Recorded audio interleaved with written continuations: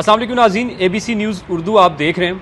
आज कौमी असम्बली में इंसदाद दहशतगर्दी और जजेस की तादाद बढ़ाने के हवाले से बिल पेश किया जाएगा। हो सकता है जब तक ये वीलॉग अपलोड हो उस वक्त तक वो बिल पेश किया जा चुका होगा और ज़राए से ये भी खबर मिली है कि ये बिल मंजूर कर लिया जाएगा। और इसके अलावा हर दौर में सहाफ़ियों के साथ किस तरह उनके ऊपर कदगने लगी, इस सब के ऊपर बात करेंगे। सीनियर जर्नलिस्ट हैं मलिहा हाशमी साहब इस वक्त हमारे साथ मौजूद हैं। मैम, बहुत शुक्रिया आपके वक्त का। सबसे पहले तो ये बताएं कि हुकूमत जजेस की तादाद बढ़ाना चाह रही है और आज इंसदाद दहशतगर्दी के हवाले से भी बिल पेश किया जाना है, तो क्या समझती हैं कि हुकूमत की क्या ऐसी मजबूरी है कि वो पहले 26वीं आईनी तरमीम और फिर ये आज का इक़दाम? देखिए, मजबूरी तो बहुत सिंपल है। हुकूमत को समझ नहीं आ रही कि अब किस तरह से अदलिया को मैनेज करें, किस तरह से अदलिया को कंट्रोल करें, क्योंकि जब तक काजी साहब थे तब तक तो मामला बहुत सीधा था। काजी साहब के होते हुए हुकूमत को तो कुछ करने की ज़रूरत ही नहीं थी। जो हुकूमत चाहती थी काजी साहब उनका दिल पढ़ लेते थे। वो मुझे याद है अमरीश पुरी की एक मूवी थी तो उसमें उनके 4 बेटे होते हैं, तो उनमें से एक बेटे का जिस चीज़ पे दिल करता है तो कहता है पिताजी ये सोच रहे हैं, पिताजी का मन पढ़ लिया मैंने। तो काजी साहब भी हुकूमत का मन पढ़ लेते थे कि हुकूमत क्या चाहती है। और फिर आपने देखा कि इमरान खान की मुखालफत में जिस हद तक भी वो गिर सकते थे और जिस हद तक भी वो जाके निज़ाम अदल का तिया पांचा कर सकते थे उन्होंने किया। अब जाहिर है हुकूमत हिल चुकी है काजी साहब से। अब उनको ये आदत हो चुकी है कि हम जो चाहेंगे हमारी मर्ज़ी के मुताबिक फ़ैसले होंगे, जैसे हम चाहेंगे। इमरान खान को क्रश करने के लिए आइन, कानून, कॉन्स्टिट्यूशन हर चीज़ को बालाए ताक रख के सियासी खेल खेला जाएगा। इस मकसद के लिए वो आउट ऑफ टर्न लेकर आए चीफ जस्टिस याहिया अफरीदी साहब को। हालांकि अगर आइन के मुताबिक चलते और 26वीं आइनी तरमीम जो मैं समझती हूँ कि बिल्कुल गैर ज़रूरी तौर पे की गई है, इसका पाकिस्तानी अवाम को इंसाफ पहुँचने में या निज़ाम अदल पाकिस्तान का बेहतर होने में क़तन कोई फ़ायदा नहीं हुआ। तो इसको करने का मकसद ये था, चीफ जस्टिस मंसूर अली शाह और जस्टिस मुनीब अख्तर को सुपरसीड जानबूझ के करवाने का मकसद ये था कि चीफ जस्टिस याहिया अफरीदी इनकी मर्ज़ी के मुताबिक चलें। अब उन्होंने आते साथ ही कुछ ऐसे मेरिट के मुताबिक फ़ैसले किए, मामलात किए, ऐसी डायरेक्शन थोड़ी सीधी की जो काजी साहब गंद करके गए थे उसको अनडू करने की उन्होंने जो है 1-2 फैसलों से नज़र आता है कि कोशिश की है। अभी भी कुछ कहना कबल अज़ वक्त होगा कि वो हर फैसला मेरिट के मुताबिक ही करेंगे, कभी इनके प्रेशर में नहीं आएंगे, ये कहना बिल्कुल कबल अज़ वक्त है। लेकिन कम अज़ कम अभी जिस तरह से चीज़ें नज़र आ रही हैं वो तो साफ नज़र आ रहा है कि हुकूमत बहुत फ्रस्ट्रेटेड है कि अपना हैंड पिक्ड चीफ जस्टिस लेकर आए और उससे भी इनको शिकायत है, उसको भी बुरा भला कहा जा रहा है चीफ जस्टिस याहिया अफरीदी साहब के ख़िलाफ़। जिस तरह से पूरी कैंपेन चल रही है सोशल मीडिया पे, नून लीग के सोशल मीडिया अकाउंट्स की जानिब से और इनके मनपसंद कुछ रिपोर्टर्स की जानिब से, वो बहुत शर्मनाक है। अब जाहिर है इनको नज़र आ रहा है कि अगर चीफ जस्टिस मेरिट पे इंसाफ पर मबनी फ़ैसले करेगा जो कि काजी साहब नहीं कर रहे थे, लिहाजा आपने देखा कि कुछ जजेस सिर्फ चीफ जस्टिस की हाँ में हाँ मिलाने के लिए उनकी साइड पे हो जाते थे, आइन को नहीं देखते थे। अब ये जो चीफ जस्टिस हैं, अब डर इनको ये है कि ये ना हो कि जो जजेस काजी साहब के चीफ जस्टिस होने की वजह से उनके साथ खड़े होते थे, इनके मेरिट पे फैसलों का जो उनको लग रहा है ख़तरा, उसकी वजह से ये ना हो कि हमारी बनी बनाई गेम ख़राब हो जाए। इस मकसद के लिए जाहिर है कि वो जजेस की तादाद बढ़ाना चाहते हैं। माजी में हम सुना करते थे कि शरीफ ख़ानदान वकील नहीं करता, वो जज करता है। हूँ असी सुन रहे हैं कि जी जज भी आपू ही अपॉइंट कर रहे हैं। मतलब पाकिस्तान की हिस्ट्री में पहली मरतबा हम देख रहे हैं कि जजेस का चुनाव और जजेस की जो अपॉइंटमेंट है और उनको जो नौकरी पे लगाना है वो तक अब इन्होंने अपने हाथ में ले लिया है। दें कि हर दौर में सहाफ़ियों के ऊपर कदगने लगती हैं। इमरान भाई को उठाया गया, आपको अफेयर किया गया 2022 में, 2023 में, रिसेंटली समीना पाशा साहिबा को उनको अफेयर किया गया। इसके अलावा दीगर इतनी मिसालें कि जो शायद मैं यहाँ बयान भी नहीं कर सकता। तो आप क्या समझती हैं कि हुकूमत का कितना किरदार है सहाफ़ियों को अफेयर करने में या उठाने में? देखिए, बात यह है कि इमरान रियाज खान हो, मैं हूँ, समीना हो या ये सदीक जान हो, जो जितने भी लोग हमें अफेयर किया गया, हमारा कसूर और हमारा जुर्म सिर्फ इतना था कि हम गलत को गलत कहकर उस पर सवाल कर रहे थे और सही को सही कह रहे थे। अब इस वक्त जो जजेस के लिए क्राइटेरिया है हुकूमत का, वही उनका वकीलों के लिए है, वही अटर्नी जनरल के लिए है। ये खालिद जावेद खान होते थे इमरान खान साहब के दौर में अटर्नी जनरल, उनको जब अदालत में वो पेश होते थे और कोई ऐसा मामला होता था जो क्वेश्चनेबल होता था तो वो कहते थे जी मैं प्राइम मिनिस्टर साहब से बात करूंगा, ये अगर ये मामला ठीक ना हुआ, अगर अवाम को इंसाफ ना मिला तो मैं इस्तीफा दे दूंगा।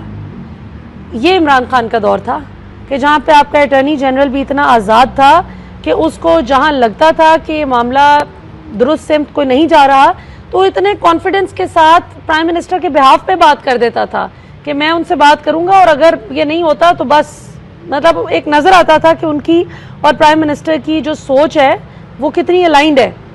अभी भी ये जो अटॉर्नी जनरल है मंसूर एवान, आप हार्वर्ड छोड़ के किसी और सियारे से पढ़ के आ जाएं, मसला ये है कि आप जिस वक्त इंसाफ का कत्ल करने में मदद फराहम करेंगे, आपका जो ओहदा है उसका मकसद तो ये है कि अवाम को इंसाफ मिले, तो अगर आप ही नाइंसाफ़ी करने वालों के का हाथ मजबूत करेंगे तो अवाम आपसे क्या एक्सपेक्ट करे। ये बाकायदा तौर पे उसका दिफा करते हैं जितनी लाकानूनियत और गलत काम होते हैं। फिर इंतज़ार पंजोथा, उनको कहा जी 3 हफ्ते से वो पुरस्रार तरीके से गायब थे, उनका इन्होंने कहा कि 24 घंटे में मिल जाएंगे और वो 24 से 36 घंटों के अंदर अंदर अचानक बड़े पुरस्रार और बॉन्डे तरीके से वो बरामद भी हो गए।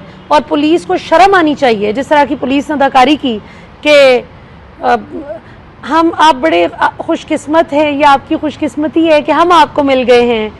और कितनी दफ़ा होता है कि नाकों पे पुलिस इस तरह से रोके कोई गाड़ी और ऐसा कोई पुलिस मुकाबला हो जिसमें दहशतगर्द हों, कोई मुगवी हों, सॉरी दहशतगर्द हों जिन्होंने कोई बंदा उठाया हुआ है और लाकानूनियत कर रहे हैं और पुलिस उनकी गाड़ी पे फायरिंग करे, वो उल्टा काउंटर फायर करें, जो भी हो, और उस पर किसी को कोई खराश तक ना आए, गाड़ियां भी बिल्कुल सलामत रहें और फिर एकदम से कैमरा खुले, लाइट शाइट बिल्कुल ठीक हो, लाइट कैमरा एक्शन, क्या नाम है आपका, और अगला बंदा बिल्कुल बेचारगी से कहे कि इंतज़ार, अच्छा इंतज़ार हुसैन है आप, यानी तुम्हें किस फरिश्ते ने बताया कि उसका नाम इंतज़ार हुसैन है? अगर पता ही नहीं था तो, अगर आपको पता ही नहीं कि वो है कौन, नाम तो छोड़ें, अगर आपको बंदे का ही नहीं पता कि कौन है आप, कौन, आपका क्या नाम है, वो इंतज़ार बता रहे तो आप बता रहे हैं कि इंतज़ार हुसैन।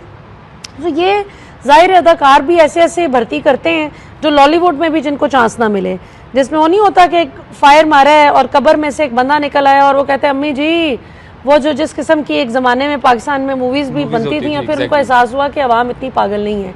तो मेरा ख्याल है कि ये जो सियासी मूवीज़ बनाने वाले लोग हैं, बहुत कमज़ोर स्क्रिप्ट राइटर हैं, इनको अंदाज़ा ही नहीं है कि अवाम के IQ को आप कितना उसकी तजलील कर रहे हैं।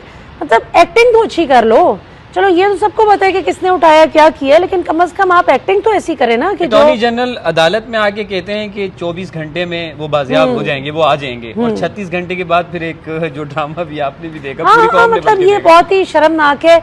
इससे बहुत अच्छा था कि जिस तरह अजहर मशवानी के भाइयों को चुप करके रात के अंधेरे में कहा था कि चले जाओ या घर पहुंचा दिया था, इसी तरह आप इंतज़ार पंजोथा को भी चुप करके घर पहुंचा देते।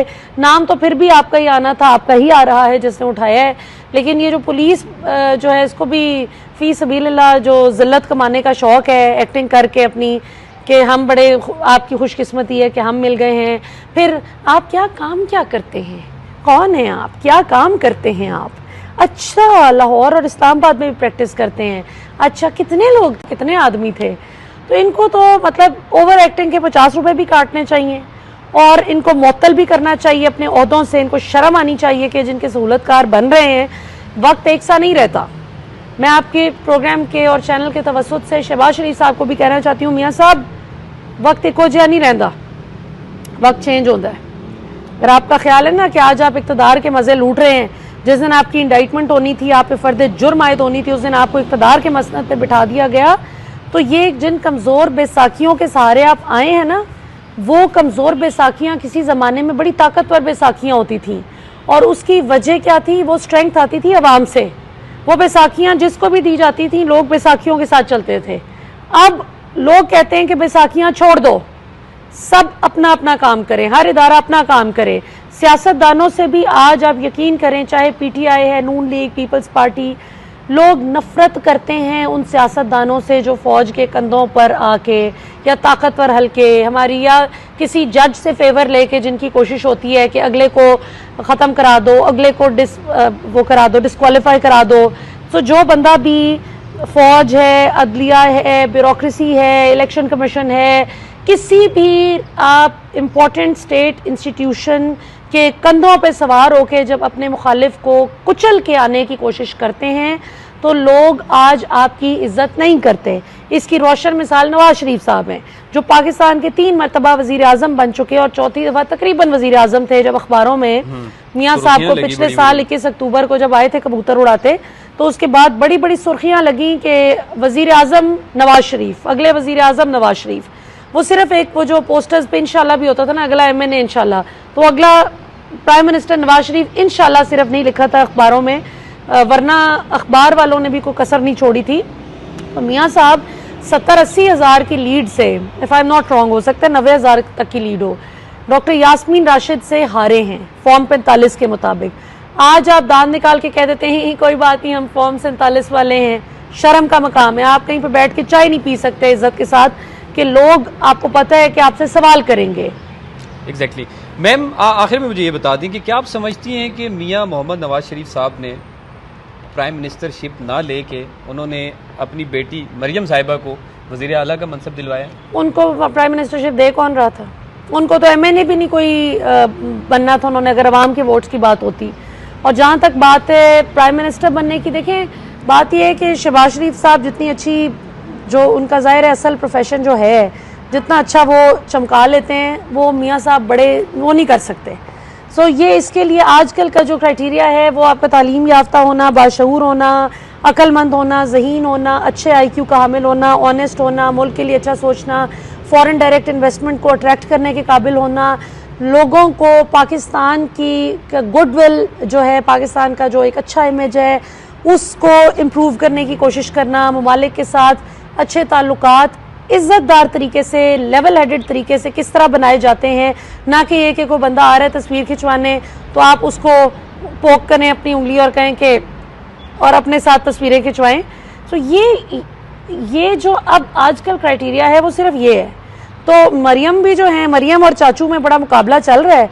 वो तो PIA भी खरीदने के चक्कर में थे। वो तो जिस वक्त जाहिर है कि पब्लिक बैकलैश इतना ज़्यादा आया कि कहाँ 85 अरब रुपए तक की एक्सपेक्टेशन है PIA की कि उसमें बेचा जाए, उसको अगर बेचना ही है, प्राइवेटाइज करना है, कहाँ 10 अरब रुपए की बिड की, और वो भी सिर्फ ब्लू वर्ल्ड सिटी एक ही प्लेयर सामने आया, जो कि जाहिर है कहाँ 85 अरब कहाँ 10 अरब, लिहाजा वो नहीं हो सकी डील। अब आपका अगर ये ख्याल है कि आप इस तरह का कोई चक्कर चला के और औने पौने दामों PIA ले लेंगे, हथिया लेंगे, और जिस तरह मियाँ साहब ने कहा कि उसको एयर पंजाब का नाम दे दें, वो एयरलाइन पंजाब हो जाए, तो ये बड़ी अजीब सी इनकी हरकतें। अभी वो उस्मा बुखारी ने तो इसको खैर डिनाई कर दी, उन्होंने कहा कि ऐसा कुछ नहीं है, हम कोई नहीं खरीद रहे।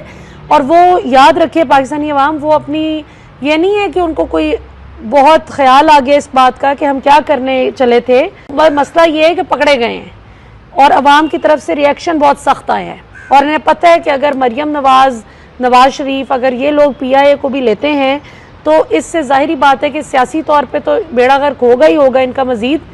साथ साथ इन्हें पता है कि PIA से लोग सफ़र चिढ़ करके नहीं करेंगे। तो अगर PIA ख़रीदें भी, इतने अरबों रुपए लगा के, पापा की प्रिंसेस को लेके भी दी जाए PIA, नाम जो मर्जी उसको दे दें, रीनेम कर दें, तो उसके बाद अगर सफ़र ही नहीं करना उसमें किसी ने, और उल्टा चोर चोर के नारे लगने हैं कि मतलब ये हम चोर की एयरलाइन पे जा रहे हैं, ये देखें, तो उन्हें पता था कि आए दिन लोगों ने वीलॉग्स बना के और टिकटॉक पे और उधर फेसबुक इंस्टा पे रील्स चलनी है अजीबोगरीब किस्म की। तो इसलिए उन्होंने सोचा कि इतनी जिल्लत कमाने से बेहतर है कि अभी जो कर रहे हैं उसी के ज़रिए जलील हुआ जाए। मैम आखिर में एक कमेंट कर दें कि बीइंग अ जर्नलिस्ट, वैसे तो वो तमाम जर्नलिस्ट ब्रेव हैं जो हक और सच की बात करते हैं, लेकिन मौजूदा दौर में आपकी नज़र में कौन ब्रेव जर्नलिस्ट है? देखिए, ब्रेव तो सबसे ज़्यादा अरशद शरीफ थे, अल्लाह बख्शे।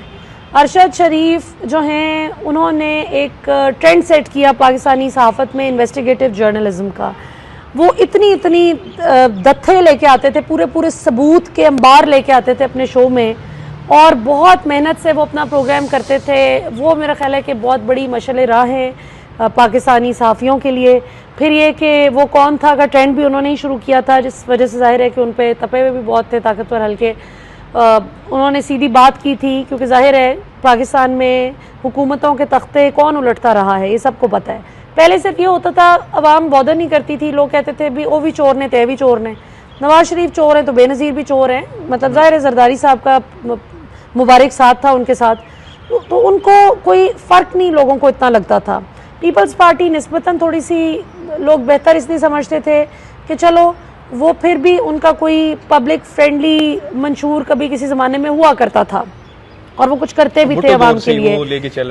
इनका थोड़ा सा ये था कि ये सड़कें, ठेके, हर वो काम जिसमें इनको बचत होती हो, जिसमें ये किकबैक्स और कमीशन कमा सकें, इनका मोटो वो था। तो ऑब्वियसली मतलब लोग को इतने इमोशनली अटैच नहीं थे इनमें से किसी के साथ भी, तो लोगों को फ़र्क नहीं पड़ता था, एक का तख्ता उल्टा दूसरा आ गया, दूसरा गया, फिर पहला आ गया।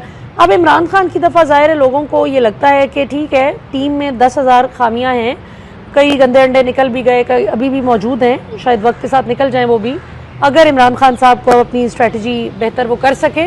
लेकिन ये कि लोग इमरान खान को ऑनेस्ट बंदा समझते हैं, जिसकी वजह से ऑब्वियसली लोग इमरान खान को पसंद करते हैं। सो जर्नलिस्ट का जहाँ तक आपने पूछा, ज़ाहिर है अरशद शरीफ शहीद, उनके बाद फिर ज़ाहिर है इमरान रियाज खान है, बाकी हमारे बहुत से दोस्त अच्छा काम कर रहे हैं, जो कि सेटिंग वेरी गुड एग्जाम्पल्स। नाजरीन, मलिहा हाशमी साहबा की नज़र में अरशद शरीफ एक ब्रेव जर्नलिस्ट थे, और सिर्फ इनकी नज़र में नहीं बल्कि ये पूरी कौम की नज़र में वो एक ब्रेव जर्नलिस्ट थे। तो अल्लाह ताला उनकी कब्र पे जाए रहमत फरमाए। आज के लिए इजाज़त दीजिए, खुदा हाफिज़।